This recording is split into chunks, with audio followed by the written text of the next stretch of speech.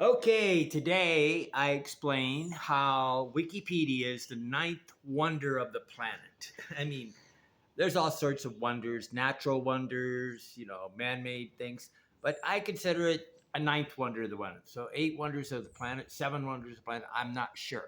But it's definitely a wonder of the planet. And let me explain why. I'm in Lake Atalan, Guatemala, one of the world's greatest, best, wonderful climate. It's never ending spring here.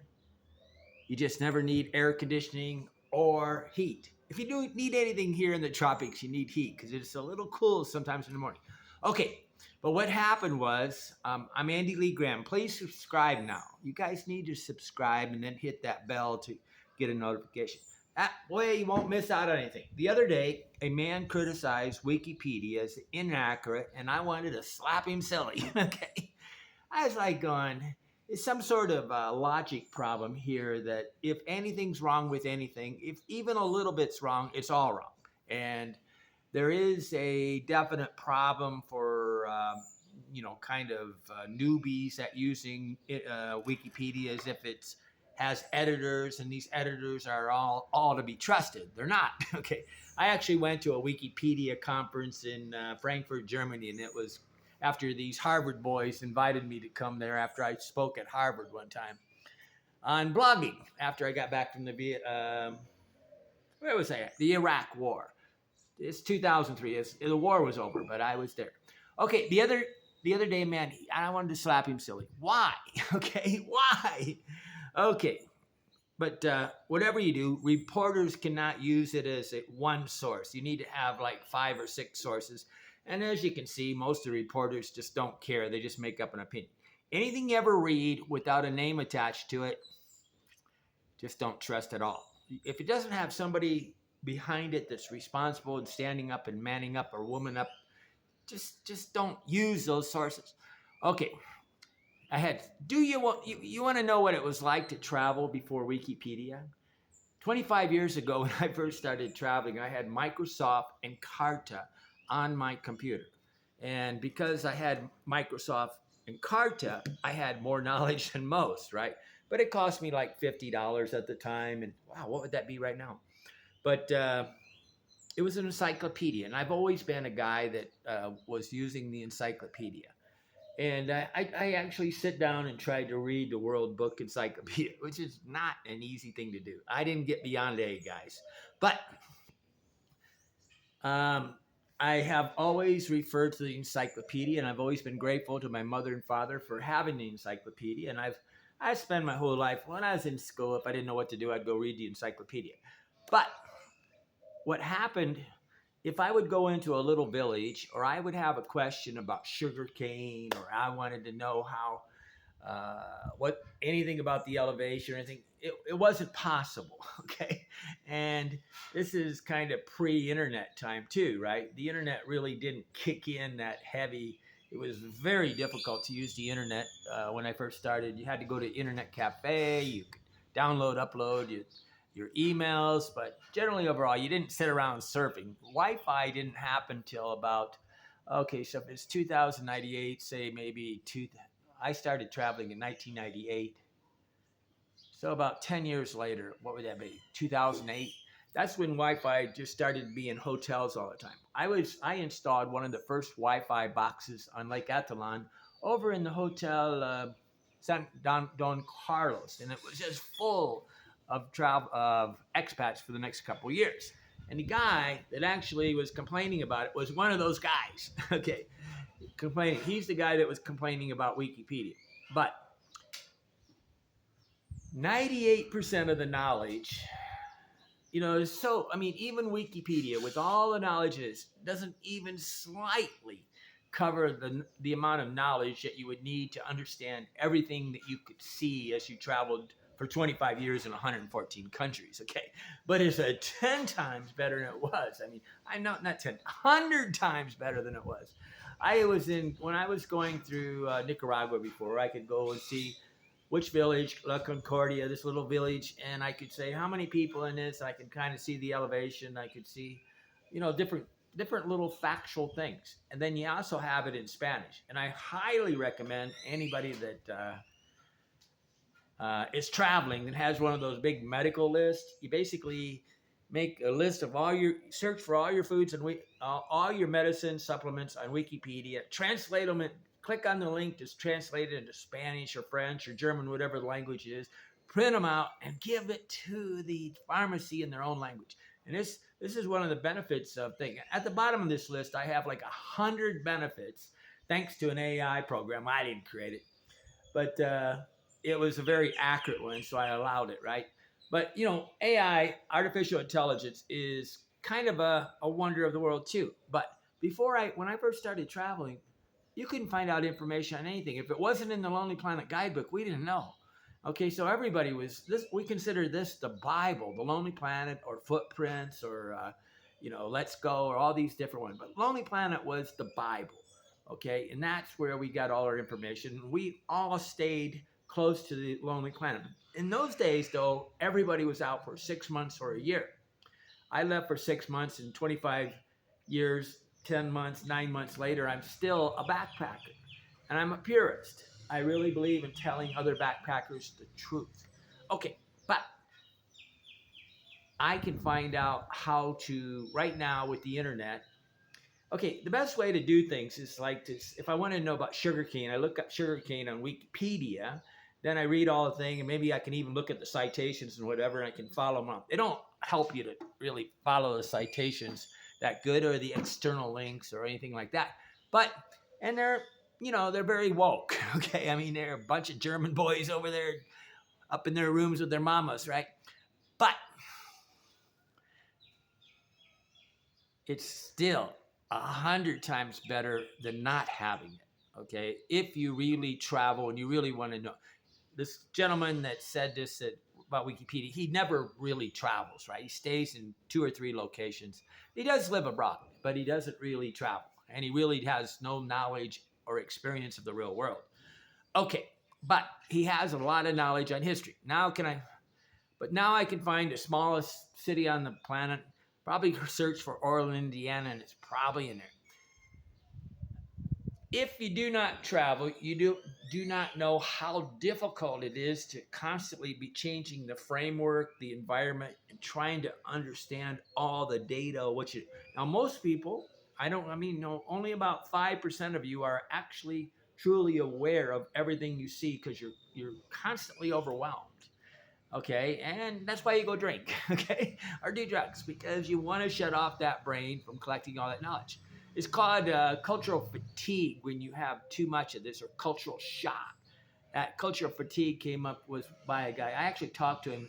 He was defined by a man in Philippines, a Peace Corps worker. But the fatigue of constantly seeing something happen that you didn't expect, that's fatigue. Okay, but let's understand knowledge to basically create a filing system to categorize all the knowledge on the planet is really difficult. And then have these hyperlinks going back and forth, so that when you basically want to go off track and basically follow a thread, you can do that on Wikipedia. Oh my gosh. And it's all free. And they haven't put up a wall or made us try to pay for it.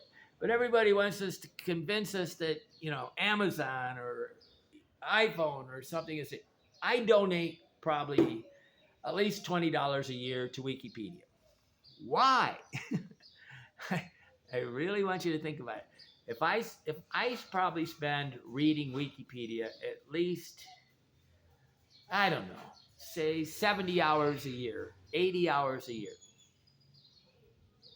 That's 80 hours of entertainment. What is that worth to me? What would it be worth to me if it wasn't there? Okay, it's the same thing from like my videos or the different things. People don't consider them of any value. And I understand why, because everything, they've got it for free and they've been institutionalized, dumbed down, okay? But if you want me to make videos for you, eventually I'll figure out a way to, I don't know, I'll write books or whatever. I don't know. But basically, I'm always going, you don't have any freaking appreciation for how much entertainment I'm giving you, how much time you listen to my videos, how much information, how much money I saved you. You don't even value it at $1. Some of you do, though, and I appreciate it. About 4 or 5% do. Okay, but Wikipedia categorizes this thing. And yes, I am resentful at Wikipedia. Why am I having resentment towards Wikipedia? They will not create a Wikipedia for a page. I got a really big lecture from the Wikipedia wankers because I created a page, put it on a thing, and they said, you cannot do it yourself. The only way you can get in Wikipedia is if probably one of these music magazines or something declared you an expert. They basically have to get their citations from, you can't have real life experience. You have to basically get cited by the media. And who in the hell wants to be famous by the media? That's like having a bunch of really, really bad people. Besides, Wikipedia is bad enough, but the information on the news is even worse, right? So I don't really want to get interviewed, but I do want to get interviewed. But I've been to 114 countries. I've written 5 books. I've traveled nonstop. I'm probably the world's longest perpetual traveler in the language of English. 25 plus years and 9 months or something like that. I've written 15 to 20,000 blog posts. I've made over 5,000 videos, but I don't deserve to be in Wikipedia. That's kind of funny. So yeah, I think they're kind of silly because I cannot just, but it would be really helpful to credibility, because what a lot of these reporters and people that would interview me would do is they would go look at the Wikipedia page, collect data, then interview me and do all that stuff, and it does all this stuff, and they want somebody perusing the data about somebody, and I understand it's really difficult to collect information, but I do donate to them once a year, even though I think they're pretty petty. Okay, they took down my one friend's. They've taken down so many reputable peoples just because, I mean, if you're not woke right now, they're probably going to take you down, right? Everybody wants to cancel. These are the guys that do the canceling, right? These are the angry people sitting up in the thing, collecting a lot of data, thinking they're totally omniscient, omnipotent, powerful people. They are God, and they would just love to push somebody down. It's a bunch of people that are not necessarily the movers and shakers.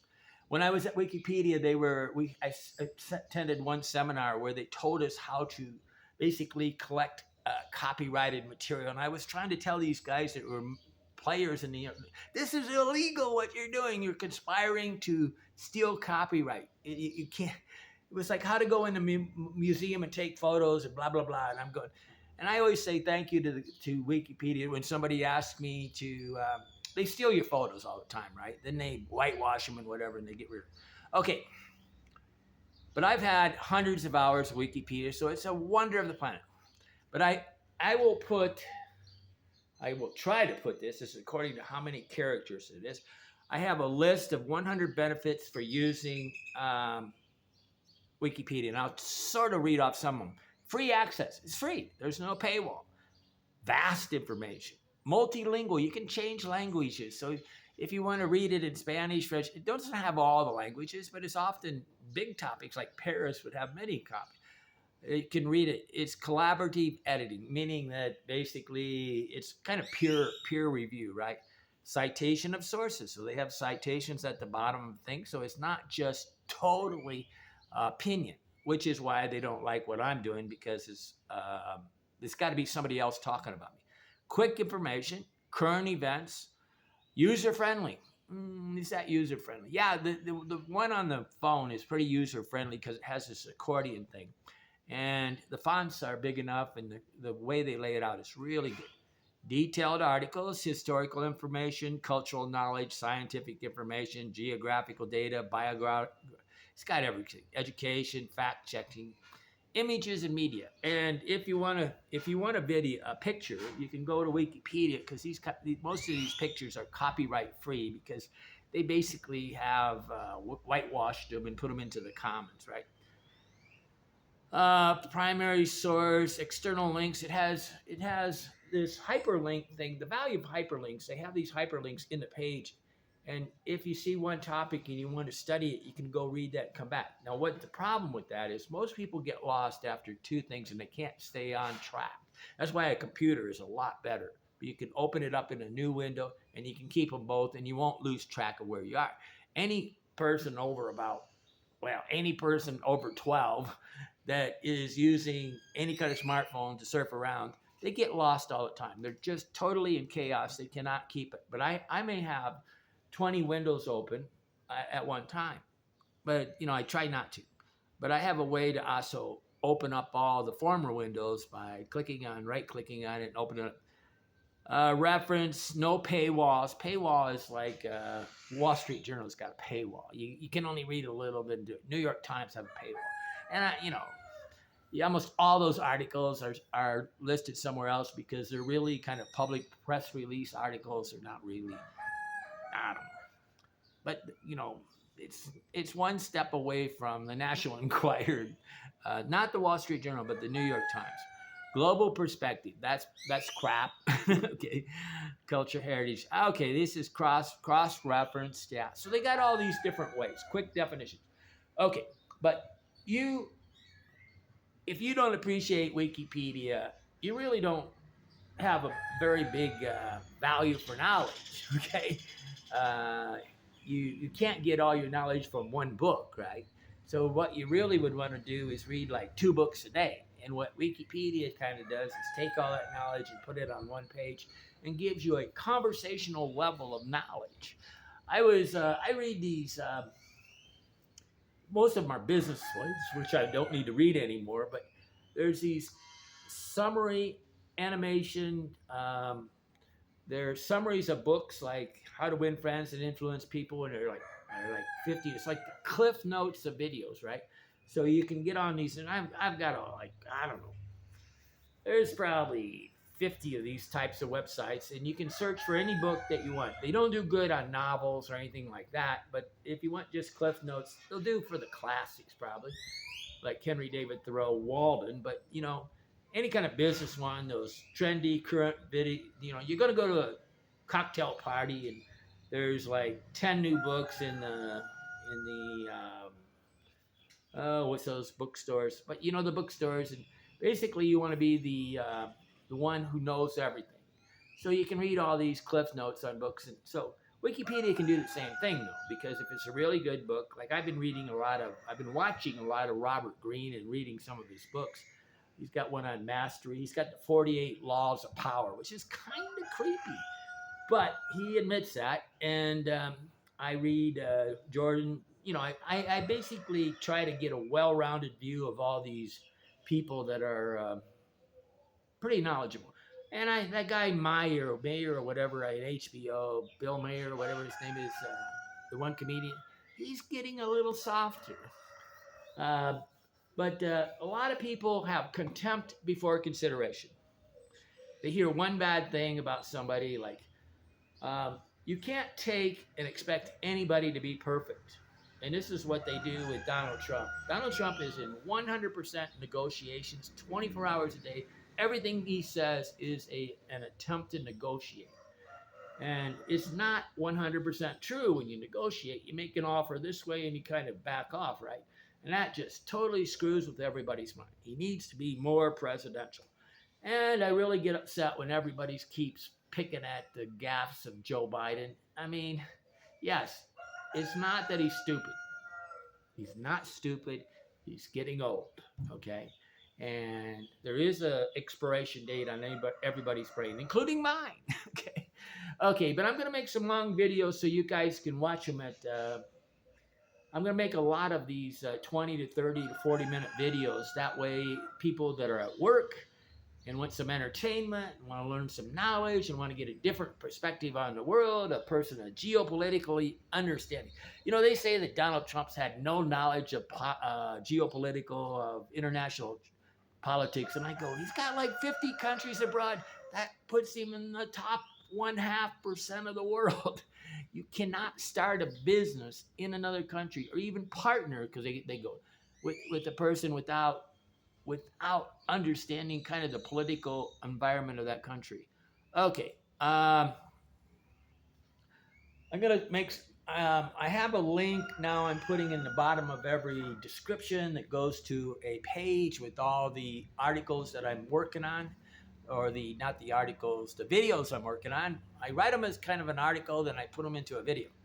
Okay, but I'm really grateful to this AI thing because it's really the king of making a bulleted list. Instead of me going and scraping 8 pages and breaking them down and whatever, I can get them to give me kind of a breakdown of like 20 different things. So the number one video that people make that is the easy one is the top 10 of this, top 10 foods, top 10 that, whatever, right? And that's what AI can do to you really fast. But the problem with it is it requires a really good ability to create a set of very specific words. And a long tail search is the same thing. And most people just search, and let YouTube just lead them down the river, right? We are a product of Amazon and YouTube and Apple. Your brains are completely channeled. There was a thing when I was in sociology class at Indiana University, and they would talk about channeling, and this was considered really bad. That you say you decide that person's got an 80 IQ, and you put them in a class and you channel them right down the thing, and you basically put them in a river at the school where they cannot get out of it. And that's kind of evil and it's bad. But like they thought that I would not go to university because I, didn't get that good of grades. I was like 52nd in my class out of 112, right? I was like way down there. But I said, this is ridiculous. My sister's salutatorian or not, I don't know what she was, salutatorian, valedictorian. My brother was up there, who's who in this, who's in that, and I was like, oh, screw you guys. I was the nonconformist, Henry David Thoreau, bad boy, right? Okay, but I'm here and you're not. Why not? And I have a goal of spending the rest of my life spending about 30 to 30 days in different people's guest rooms or working at a hotel anonymously, trying to come up with 2 or 3 things that they can approve on their hotel a day.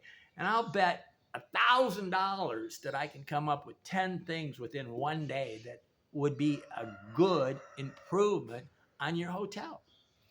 It's after 1,000 hotels, it's so easy to compare one hotel to another hotel.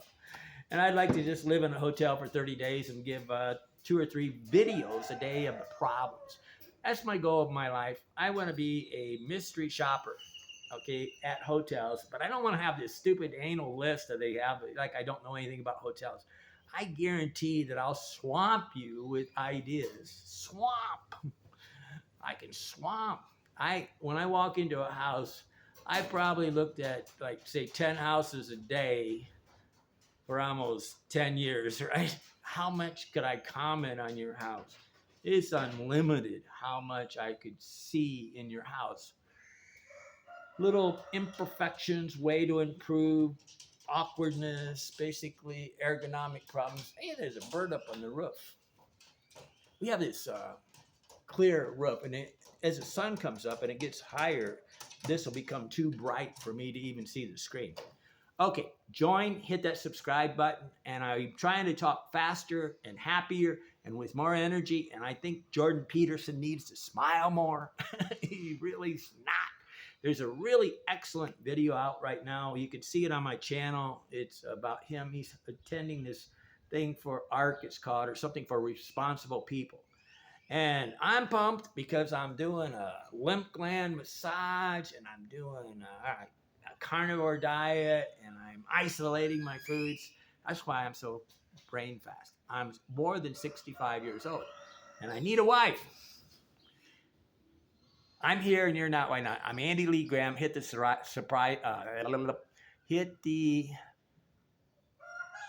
subscribe button. And I never will try to be perfect because I want to annoy the people that want perfect. I will. That's called an Andyism. To annoy you by doing specifically things that would annoy you so you go leave me alone. That's an Andyism.